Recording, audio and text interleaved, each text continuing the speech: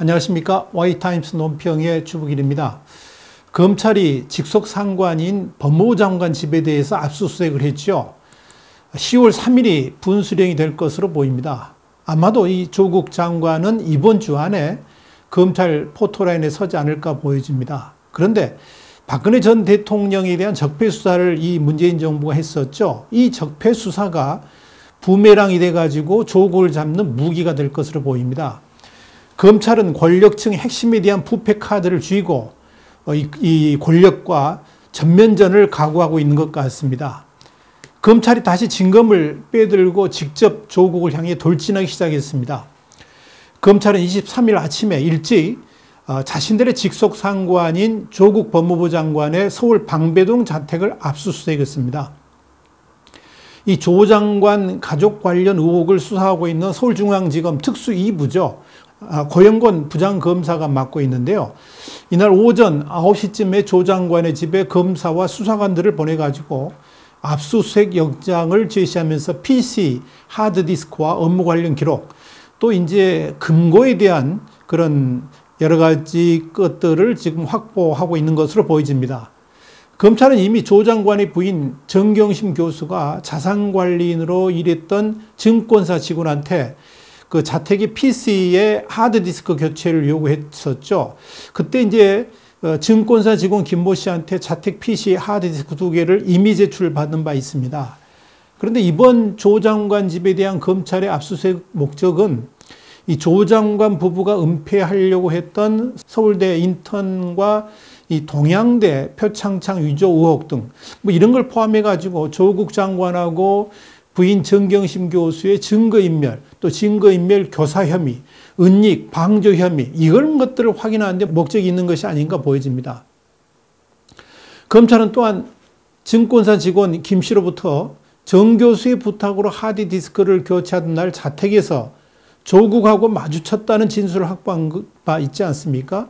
이 조국 장관이 이번 사건에 직접 개입해가지고 증거인멸 및 조작, 방조, 은닉을 함께 공모하고 시행했을 것으로 판단하고 있어가지고 이번 압수수색이 어떤 결과를 몰고 올지 관심이 집중되고 있습니다. 그런데 여기서 우리가 생각을 해봐야 될 것은 이 조국의 집을 압수수색했다는 것, 이것이 어떤 의미를 갖고 있느냐 하는 거죠. 그동안 이 조국 관련 의혹에 대해서 다양한 장소에 압수수색을 검찰이 펼쳤지 않습니까? 그런데 조국 집에 대해서만 압수수색을 미뤄왔었습니다. 그런데 오늘 이 조국 집에 대한 압수수색을 집행했다는 것은 조국 수사가 이제 마무리 단계에 들어섰고 사법처리 직전 단계까지 갔다는 것을 의미합니다. 사실상 조국 부인 정경심 교수에 대한 사법처리 방향은 이미 다 마무리된 것으로 보입니다. 그러면서도 소환을 서두르지 않았던 것은 이 사건의 정점에 조국이 있고 또 정경심 구속만으로 끝낼 사안이 아니었기 때문에 그렇습니다. 이 조국 수사팀의 최종 목표가 뭐겠습니까? 조국에 대한 사법처리죠. 여기서 사법처리라 말하는 것은 당연히 구속을 전제로 합니다. 그러려면은 법무부 장관인 조국이 빠져나갈 수 없는 증거들, 혐의, 그리고 장관 직무 수행을 도저히 할 수 없을 정도의 부도덕하고 파렴치한 행위들을 적시해야만 됩니다. 그렇지 않겠습니까? 그래서 이 검찰이 사모펀드인 코링크를 정밀하게 파헤치는 이유가 여기 있는 겁니다. 물론 이 펀드에 정경심 교수가 주체적 역할을 한 것이 사실입니다만은 그럼에도 이 조국 장관이 청문회했던 발언들, 이제 대부분 거짓말이거나 조작된 발언인 것을 증명해내는 것이 지금 검찰에게 닥친 책무이기도 합니다. 결국 검찰 입장에서는 정경심 교수의 구속이 핵심이 아니라는 거죠. 뭡니까? 조국에 대한 구속이 수사의 마무리입니다. 그러니까 정경심 교수를 소환 시도했다는 것은 조 장관에 대한 구속영장 청구를 곧바로 할 수 있다는 의미고요. 정경심 교수를 불구속하면서 대신 조국에 대한 구속영장 청구를 하는 수순으로 수사를 진행하지 않겠나 이렇게 보여집니다. 왜냐하면 이제까지 관례로 봤을 때 이 부부를 동시에 구속하는 경우가 매우 드물기 때문에 그렇습니다. 앞으로 검찰은 정경심 교수를 소환한 다음에 수사를 마무리한 직후에 조국을 곧바로 이제 포토라인에 세우면서 구속영장 청구에 나서는 수순으로 수사를 진행하지 않을까 보여집니다. 그런 의미에서 우리가 여기서 분명히 봐야 될 건 뭐냐면 조국에 대한 협의가 과연 뭐가 적용될까? 어떤 범죄 혐의를 조국에게 적용할까 하는 거죠. 문재인 정권이 소위 적폐청산을 하면서 사법의 칼날을 휘둘렀는데요. 앞으로 그 모든 것들이 이제 부메랑이 돼가지고 돌아오게 될 것으로 보입니다. 당장 조국부터 그 부메랑의 피해자가 될 것으로 보입니다. 지난달 말에 박근혜 전 대통령에 대한 김명수 법원의 판결을 우리가 주목해 볼 필요가 있습니다. 그때 법원은 박 전 대통령이 최순실이 돈을 모으는 것을 묵시적으로 동의했다는 이유로 뇌물죄를 인정했습니다. 세상 어느 사법체계도 없는 묵시적 동의라는 개념. 앞으로 문재인 정권의 핵심들을 역적폐청산 논리로 압박해 올 것입니다. 아니 증거가 없는데도 묵시적으로 그랬을 것이다 라고 고개 끄덕끄덕 했다. 이게 이제 범죄의 혐의가 되는 거죠. 또 박 전 대통령에 대한 뇌물죄를 인정할 때 소위 어떤 이야기를 했습니까? 경제적 공동체 개념이 적용됐죠. 그렇다 그러면 조국과 정경심은 더더욱 말할 것도 없이 경제적 공동체죠. 부부니까 뭐 변명할 여지도 없죠. 그래서 검찰이 정경심 교수의 불법적 행동을 알고 있었거나 묵시적으로 동의를 했다는 사실만 밝혀내면 됩니다. 그러니까 수사가 아주 쉬워졌습니다. 이에 대한 입증은 뭐 어려울 것 같지도 않아요. 앞서 언급한 증권사 직원 김 씨의 진술만으로도 조국 장관이 이번 사건에 깊이 연루되어 있다는 것이 확인됐기 때문에 그렇습니다. 그러니까 조국과 집권 여당, 청와대 속이 지금 타오를 수밖에 없게 돼 있죠. 아마 마음이 조마조마할 겁니다. 이 조국, 집권 여당, 청와대 그렇지 않겠습니까? 지금 마음이 엄청 이렇게 조여오겠죠. 그래서 윤석열 검찰을 압박하려고 마음을 먹고 있을 텐데 쉽지 않을 겁니다. 만약에 이 권력이 검찰을 압박하면서 적당한 마무리를 시도하려고 그런다 그러면 문제가 심각해질 수가 있습니다. 이미 그런 시도가 있었습니다. 청와대 검찰 라인은 박형철 반부패 비서관이 최근 윤석열 검찰총장에게 접촉을 시도했다고 합니다. 그런데 냉랭한 대접만 받았다고 전해집니다. 박형철 반부패 비서관은 박근혜 정부 때 윤석열 총장과 함께 국정원 댓글 사건을 함께 수사했던 적이 있습니다. 그러니까 막연한 사이죠. 그런데 윤 총장 이를 차단해버린 겁니다. 박근혜 정부 당시 수사 과정에서 나는 사람에게 충성하지 않는다는 윤 총장의 항명성 발언으로 이들은 함께 좌천을 됐고요. 이 정부 출범 이후에 출세도 같이 했죠. 이걸 보면 두 사람은 무슨 논의든 할 수 있는 막격한 사이죠.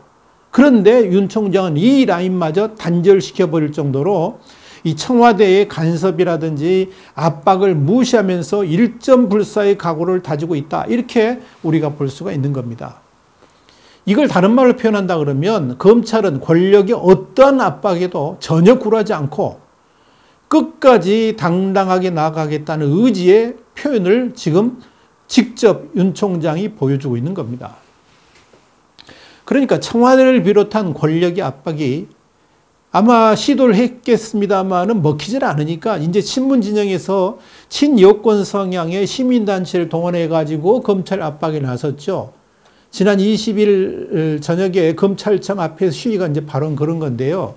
그런 압박쯤에 연연할 검찰이 아니죠. 이미 검찰은 좌고우면하지 않고 오직 직진만 하고 있음을 여러 곳에서 감지할 수가 있습니다. 오늘도 이제 압수수색을 조국 집에 대해서도 했고 또 몇 군데 한꺼번에 또 동시다발로 했지 않습니까? 이제 그런 것들이 이런 걸 보여주는 겁니다. 그러니까 권력과 여건이 초조할 수밖에 없죠. 그래서 입을 다물고 있는 거죠. 조국 일가에 대한 수사를 착수하니까 청와대와 집권여당 더불어민주당 지도부가 대대적 공세를 취했던 것 우리가 기억하고 있습니다. 심지어 내란 음모라는 단어까지 꺼내들면서 검찰을 압박했지 않습니까? 사실 이번 조국 수사는 적당한 선에서 마무리될 수 있었습니다. 그런데 정경심을 비롯한 주요 핵심 관련자들의 사법 처리까지 그것만으로 끝나지 않고 이제 완전히 조국을 넘어서서 권력 핵심부까지 갈 수밖에 없었도록 만든 것이 뭐냐면 검찰에 대한 권력층의 대대적 반경이 오히려 사건을 이렇게 크게 만들어버렸다. 저는 그렇게 봅니다. 이미 우리 신문이 여러 번 지적한 바 있습니다만은 검찰은 살아있는 권력의 핵심 축인 조국에 대한 수사를 시작하면서 단순하게 조국 비리 하나로 권력에 도전하지는 않았을 것이라고 봅니다. 이미 검찰은 현 정권 실세, 더 나아가서는 대통령을 포함한 청와대와 권력 핵심 실세에 대한 여러 자료들을 손에 쥐고 만지작거리고 있다는 겁니다. 만약 조국에 대한 수사를 마무리하면서 조국을 아웃시킨다 하더라도 그 후에 검찰에 대해서 권력에 압박을 가한다든지 또 뭐 검찰총장에 대해서 뭐 자리를 가지고 이렇게 장난을 친다든지 그러면 그런 권력의 반격까지 제압할 수 있는 카드가 검찰에게 있다는 것을 검찰이 분명히 지금 흔들고 있는 겁니다. 그래서 우리 신문이 뭐라고 그랬습니까? 칼자루는 권력이 아닌 검찰이 쥐고 있다고 오래전에 이야기한 거 아닙니까? 제가 그렇게 공언한 겁니다. 그러나 앞뒤 안 보고 권력의 힘만 믿고 있는 집권 여당과 청와대가 이를 몰랐던 겁니다. 결국 처음에는 윤석열 총장이 돈키호테처럼 보이는데요. 시간 지내고 보니까 이해찬을 비롯한 권력 실세들이 돈키호테였음이 드러나게 된 겁니다. 그래서 지금 이렇게 뭐라 그럴까요? 권력 핵심을 향해서 칼을 휘두르고 있는 상황에서 입을 다물고 있는 겁니다. 그렇기 때문에 검찰이 조국을 사법 처리하면서 장관직에서 물러나게 한다 하더라도 권력은 결코 검찰에 대해 손을 대지 못할 겁니다. 중요한 건 이미 권력은 반환점을 돌았고요. 문재인에 대한 권력 누수와 함께 레임덕도 급한 기울기로 시작되고 있음을 검찰은 알고 있기 때문에 그렇습니다. 검찰 개혁을 한다고요? 이미 물 건너갔습니다. 이제 검찰 개혁에 대해서 본격적인 카드를 꺼내게 되면 검찰도 권력을 향해서 아마 분명히 카드를 꺼내게 될 겁니다. 이런 측면에서 민주당은 오히려 조국 꼬리 자르기에 나설 가능성도 충분히 있습니다. 물론 조국 장관이 구속으로 간다는 것이 보이는 순간부터일 것입니다. 두고 볼 일입니다. 어느 선에서 꼬리 자르기를 할지 아마 또 한 번의 쇼가 대한민국에서 아마 벌어지게 될 겁니다. 중요한 것은 조국 사퇴 이유가 중요하다는 이야기죠. 결론 이미 났습니다. 조국은 빠르면 이번 주 안에 검찰의 포토라인에 서게 될 겁니다. 당연히 장관직 물러나야죠. 옥중 결재하는 일이 있어서는 안 되겠죠.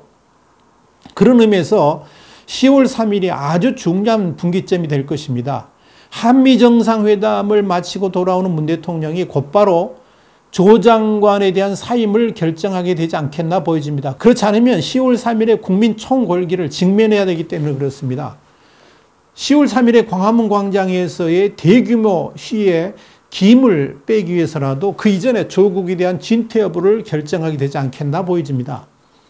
검찰도 그 일정에 초점을 맞추고 있는 것으로 보여집니다. 그래서 9월 30일 또는 10월 1일쯤에 조국 사퇴가 결정되고 그러면서 문재인 대통령의 대국민 사과 형식의 담화문도 발표되면서 위기 국면을 진정시키려고 하는 시도를 여권이 할 가능성이 충분히 있습니다. 왜냐하면 문재인 탄핵이라든지 문재인 하야는 아직 충분한 국민적 공감대가 이루어지지 못하고 있습니다. 그렇지만 조국 사태는 20대를 포함해 가지고 중도층까지 결집시키는 화약고라고 여권은 보고 있기 때문에 그렇습니다. 중요한 것은 이 조국 사태 이후입니다.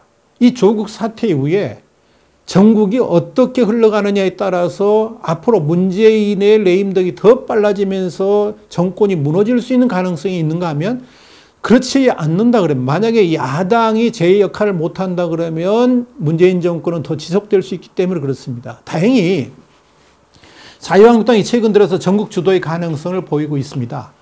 황교안 대표 삭발이 가져온 가시적 효과죠. 우선 황 대표부터 달라진 모습을 보고 있다는 점도 긍정적입니다. 황교안 자유한국당 대표가 23일에도 조국을 둘러싼 국민의 분노, 혼란은 임계점을 넘었고 국론 분열도 갈수록 심각해지고 있다 말하면서 결기에 찬 모습을 보였습니다. 황 대표는 이날 국회에서 열린 최고위원회에서 조국이 도저히 물러설 의지가 없는 만큼 이제 문재인 대통령이 결단해야 된다 그러면서 현재까지 드러난 혐의만으로도 조국 부부는 구속을 면하기 어려운 상황이라고 했습니다. 이 한국당이 민부론을 재창하고 나선 것도 조국 이후를 대비한다는 측면에서 바람직합니다. 그러나 이것만으로는 부족합니다. 황 대표는 아직도 대중선동에 약합니다. 메시지의 내용이라든지 전달 방식 또한 아직 멀었습니다. 지금이라도 이 황 대표의 메시지를 한국당의 핵심들이 좀 챙겨줘야 될 것입니다. 전투적 메시지를 대중 앞에서 쏟아내야 하는데 이런 측면에서 볼 때 너무나도 아쉽고 또 미흡합니다. 지금은 황 대표가 곧 자유한국당입니다. 황 대표의 지지도가 올라야지 자유한국당이 대안정당으로서 우뚝 설 수가 있는 겁니다. 홍준표 전 대표 등을 포함한 보수우파층들에게 부탁하고 싶습니다. 지금은 황교안 대표가 좀 못 믿었고 부족하게 느껴지더라도 내부 총질은 그만두고 일단 제1야당인 자유한국당이 견고하게 설 수 있도록 돕는 것이 가장 중요합니다. 대권 후보 정탈전은 내년 총선 이후에 치열하게 해도 늦지 않습니다. 이걸 잊지 마시기 바랍니다. 자유한국당도 집권 여당을 대체할 수 있는 대체 정당으로서의 이미지를 만드는데 전념해야 될 것입니다. 야당이 굳건하게 서야지 나라도 제대로 흘러가는 겁니다. 그래야 집권 여당도 국민을 만만하게 보지 않는 겁니다. 대한민국의 미래를 위해서 이 자유한국당의 분투가 정말 이 시점보다 중요한 때가 없다. 저는 그렇게 봅니다. 정말 자유한국당의 분투를 바람하지 않습니다. 검찰이 이 직속 상관인 법무부 장관의 집을 압수수색했죠. 10월 3일이 분수령이 될 겁니다. 아마도 이번 주 안에 조국이 검찰의 포토라인에 설 것으로 봅니다. 그런데 참 재밌는 것은 박근혜 적폐 수사가 부메랑이 돼가지고 조국을 잡는 무기가 될 것으로 보입니다. 검찰이 지금 칼자루를 쥐고 권력을 향해서 칼을 휘두르고 있습니다.